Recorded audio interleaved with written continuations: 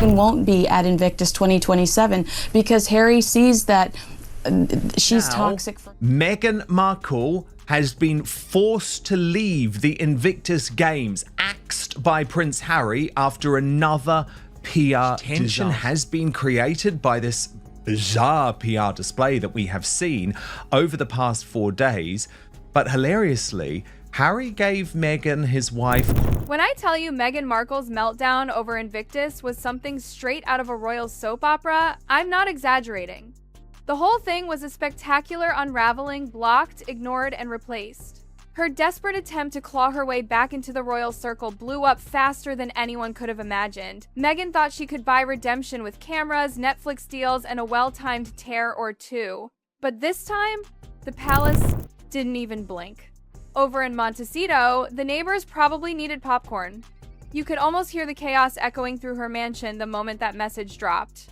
1 minute, Meghan was practicing her soft, emotional comeback smile in the mirror. The next, she was staring at a notification that hit like a royal slap through Wi-Fi. Meghan will not be participating in Invictus. No explanation. No warning. Just silence so loud, it must have rattled every window in her PR office. She really thought the royals weren't paying attention, that they were too busy sipping tea to notice her little Invictus resurrection tour. Midnight, and they're trying to sell you a cozy pair of slippers and a robe. This was a woman that was a duchess. She got to she would walk into a school and children would run and throw their arms around. Oh, they noticed.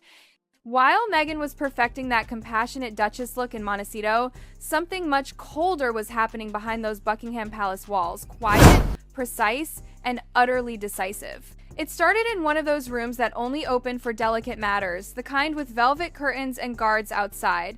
King Charles walked in first, carrying the weight of the crown and a headache only family can cause. Then William followed, focused documents in hand, ready to deal with the ticking bomb in the middle of the table.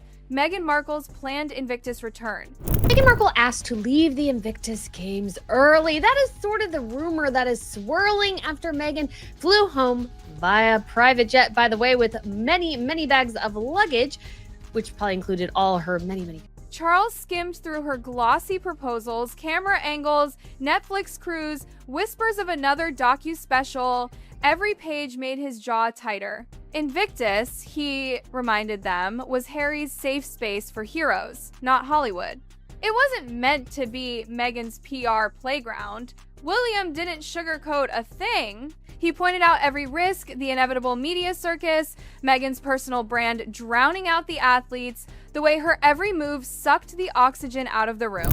Aides exchanged knowing glances. They'd seen this movie before, and it never ended well. Then Catherine's name came up, not in gossip, but in contrast. Catherine, calm, gracious, and respected everything Meghan wasn't. Catherine represented the quiet dignity Invictus stood for, while Meghan brought volatility wrapped in glitter. Encouraging herself to throw her down a snow slope. Watch. Handles there. No. Okay, let me know when we're clear on. The decision came like a silent thunderclap.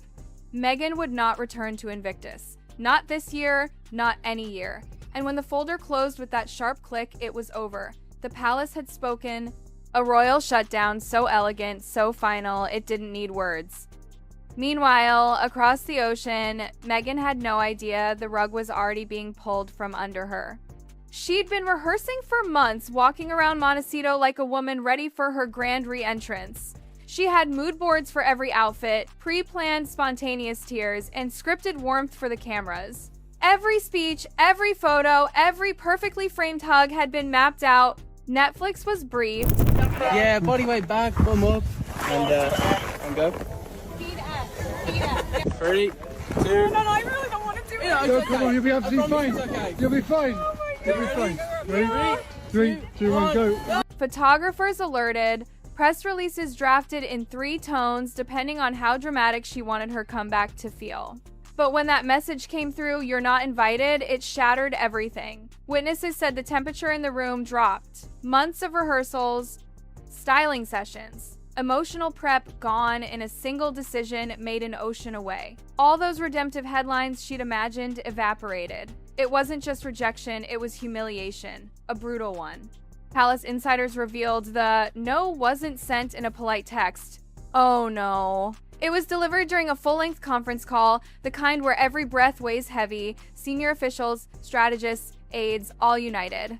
Their verdict was clear. Invictus is sacred. Meghan Markle will not exploit it again.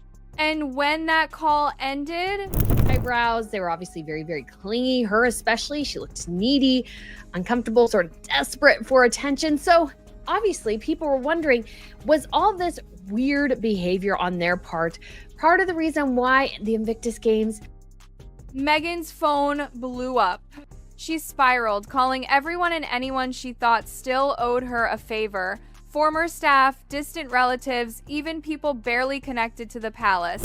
It was a marathon of desperation.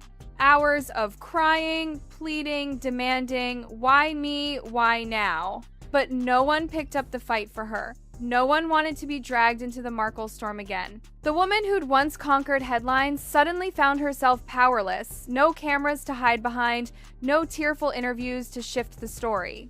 For the first time, Meghan's PR machine couldn't spin her out of this. But desperation changes people. Montecito reportedly turned into a frenzy. Phones ringing off the hook, aides whispering, Meghan pacing, clutching her phone like it could rewrite history. She wasn't strategizing anymore, she was begging.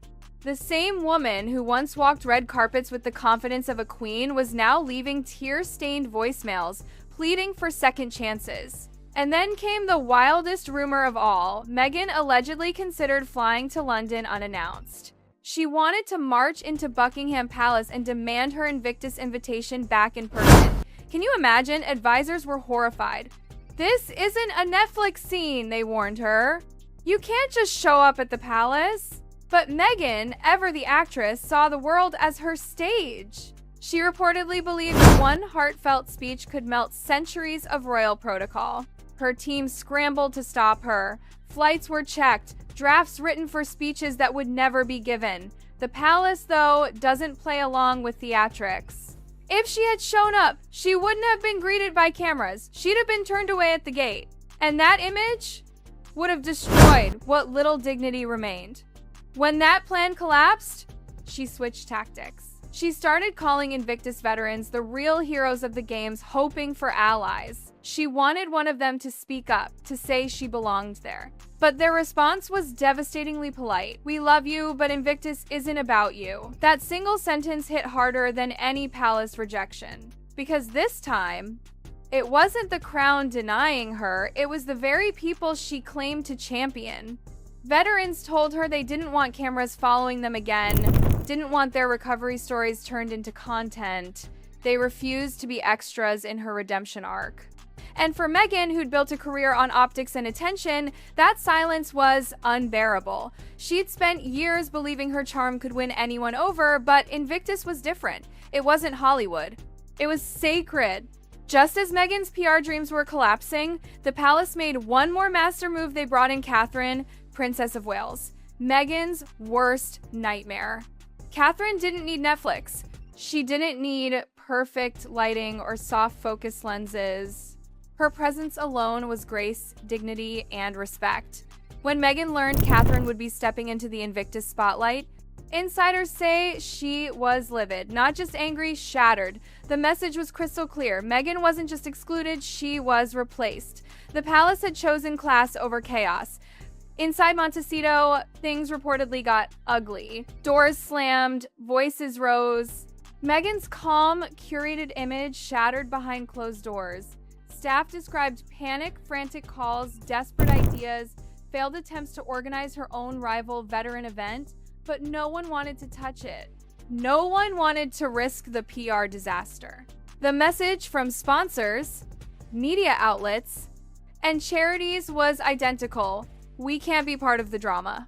Even Harry couldn't fix it. The palace had made their stance clear. Harry is welcome. Meghan is not. That single sentence split Montecito in half. Insiders said Harry tried, he called, pleaded, even reached out to William himself. But William's answer was firm, almost cold. Invictus is for the veterans. It cannot survive another Markle circus. Harry's silence after that call said it all.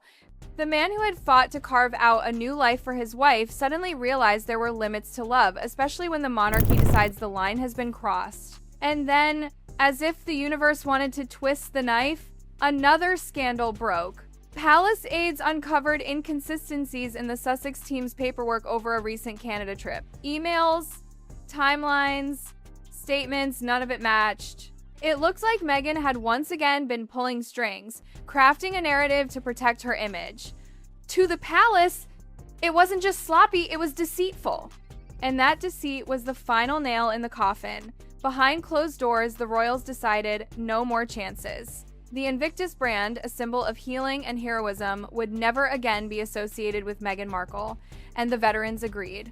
Privately, they spoke about how uncomfortable her presence made them feel in previous events, how cameras followed her instead of the athletes, how every emotional story became about her reactions, her speeches, her tears.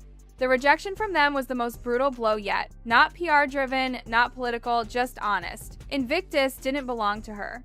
It never did. Netflix's involvement had already tainted her reputation there. Their aggressive push for exclusive footage, emotional close-ups, and tearful Meghan moments disgusted organizers. Veterans refused to be exploited. The palace was furious.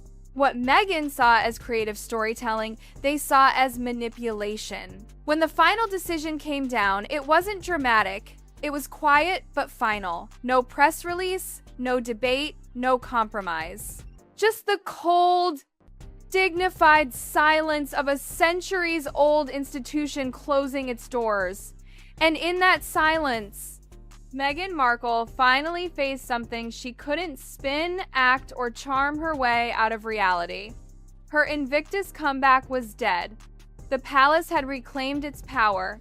The veterans had reclaimed their dignity. And Meghan, for all her glamour and ambition, was left with nothing but echoes of a world that no longer wanted her. Because no matter how many cameras she hires or how many docu-specials she scripts, the truth remains. Royal redemption can't be bought. It must be earned, and Meghan Markle, for all her drama and dazzle, just learned that the hard way. What came after the silence was even more telling than any headline. Meghan, once so confident in her ability to outshine the royals, found herself boxed in by a truth she could no longer spin. Her relevance depended on the very institution she'd spent years attacking. The world had moved on. Catherine was glowing in quiet elegance. Harry was torn between two worlds. And Meghan was left clutching fragments of the spotlight she once dominated. Sources say her Montecito home became a stage for constant replays, old footage, old interviews, the glory days of red carpets and royal tours. But the phone stopped ringing, invitations slowed, even her once loyal media allies began treading carefully, afraid to defend a narrative that no longer sold. Netflix insiders whisper, quietly shifted focus to other royal-adjacent projects, leaving Meghan's big return gathering digital dust. The mood around her shifted from ambition to obsession. She wanted answers. Why had they turned on her after everything she'd done? But in truth, it wasn't about betrayal, it was about exhaustion. The public had grown tired of the drama. The palace had grown immune to the noise. And the veterans, the real heroes, had found peace without her cameras hovering nearby. Even Harry, once her most loyal defender, reportedly withdrew into silence. He had fought every battle for her, but Invictus was his heart, and watching it crumble under controversy broke something inside him. For Meghan, that silence was the final blow. The woman who once commanded global attention was now met with indifference. The irony? She built her empire on visibility, yet her downfall unfolded in shadows. No grand scandal, no dramatic finale, just quiet rejection from every corner she tried to control. The royals didn't need to fight her anymore. They simply stepped back and let her narrative collapse on its own weight. And in the end, Meghan Markle, the actress, the duchess, the strategist, was left facing her harshest audience yet, herself. The comeback that was meant to redefine her legacy became the story that ended it. Because in the kingdom of royalty and reputation, there's one rule no PR team can rewrite once the palace shuts its doors: they don't open again.